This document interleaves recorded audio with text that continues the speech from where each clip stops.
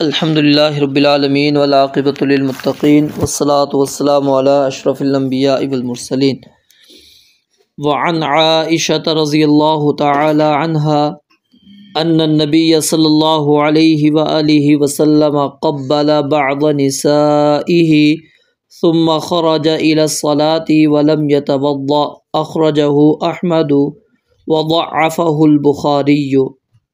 सईदा आयशा सिद्दीक़ा रज़ी अल्लाह तआला अन्हा से रिवायत है, बयान फरमाती हैं अन्न नबिय्य सल्लल्लाहु अलैहि व आलिहि वसल्लम, बेशक नबी मुकर्रम अलैहिस्सलातु वस्सलाम ने क़ब्बला बोसा दिया बअद निसाइही अपनी बाज़ बीवी को, सुम्मा ख़रजा फिर आप निकल पड़े इला सलाती नमाज की जानिब, वलम यतवद्दा और आपने वज़ू नहीं फरमाया। अख़रजहु अहमद, इस हदीस को इमाम अहमद रहमतुल्लाह अलैह ने रिवायत किया है और इमाम बुखारी रहमतुल्लाह अलैह ने इसको ज़ईफ़ करार दिया है। सईदा आयशा रज़ियल्लाहु ताला अन्हा की ये रिवायत और इसी तरह इस रिवायत के जितने भी तुरुक हैं सारे के सारे क्या हैं, ज़ईफ़ हैं। उन सब के अंदर कोई ना कोई इल्लत मौजूद है, कोई भी ऐसी नहीं है कि जो इल्लत से खाली हो, सब के अंदर क्या है, इल्लत मौजूद है। तो सारी रिवायात को मिलाकर जो है इसका हुक्म बन जाता है हसन रिवायत का।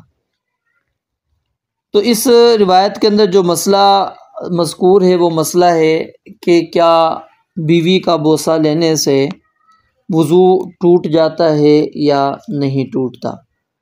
उलमा ने इसके अंदर कुछ तफसील भी बयान की है, लेकिन उस तफसील की हाजत नहीं है, ज़रूरत नहीं है।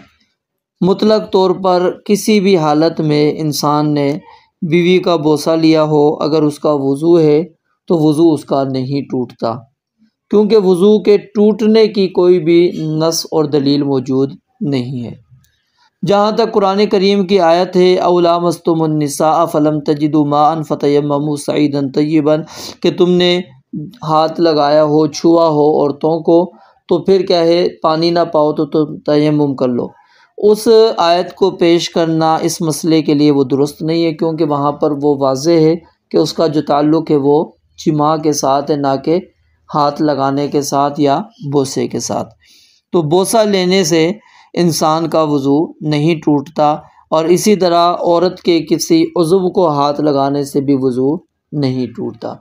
सईदा आयशा रज़ी अल्लाह तआला अन्हा बयान फरमाती हैं कि मैं सही बुखारी के अंदर ये रिवायत मौजूद है कि रात को जब नबी अलैहिस्सलाम तहज्जुद की नमाज़ अदा कर रहे होते तो मैं आपके सामने जनाजे की तरह, जिस तरह जनाजा लेटा होता है, मैं इसी तरह लेटी भी होती थी। तो जब नबी अलैहिस्सलाम सजदे में जाते तो सजदे में जाने से पहले आप मेरे पाँव को हाथ से छूते ताकि मैं पाँव समेट लेती, फिर आप सजदा कर लिया करते थे।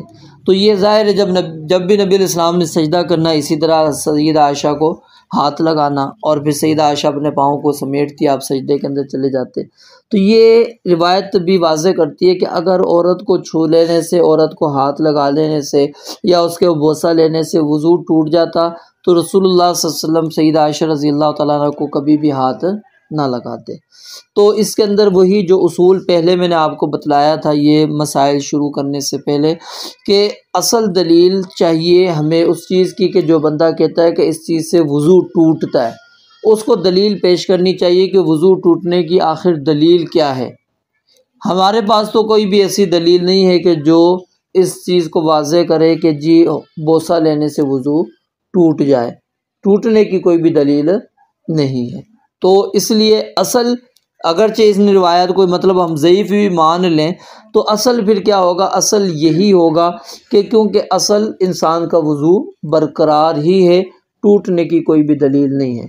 तो वो जो फ़र्क करना है उलमा का कि जी शहवत के साथ छुआ हो तो फिर जो है वज़ू टूट जाता है, शहवत के बग़ैर हो तो वज़ू नहीं टूटता।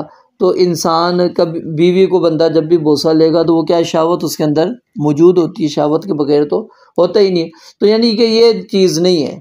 तो इसलिए सही बात ये कि शहवत हो ना हो, कैसी भी कैफियत हो इंसान की, वो अलग मसला है कि वो जो पिछली कल वाली रिवायत पढ़ी, अगर वो कैफियत हो गई तो वो उसकी वजह से वज़ू टूट रहा है, मज़ी की वजह से, ठीक है। उसका इसके साथ ताल्लुक़ नहीं है, बोसे लेने के साथ। ये बोसा लेना अलग अमल है, वो अलग अमल है, ठीक है।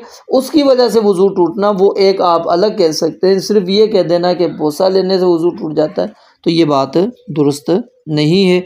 और यही मौक़िफ़ जो है सैयदना अली रज़ी अल्लाह तआला अन्हु, सैयदना अब्दुल्लाह बिन अब्बास रज़ी अल्लाह तआला अन्हुमा का भी है, और इसी तरह यही मौक़िफ़ इमाम अबू हनीफ़ा का भी है। लेकिन इमाम शाफ़ी रहमतुल्लाह अलैह वो कहते हैं कि मुतलक तौर पर औरत को अगर आपने हाथ वग़ैरह लगा लिया तो वज़ू टूट जाता है, लेकिन उनकी कोई वाज़ेह नस और दलील मौजूद नहीं है।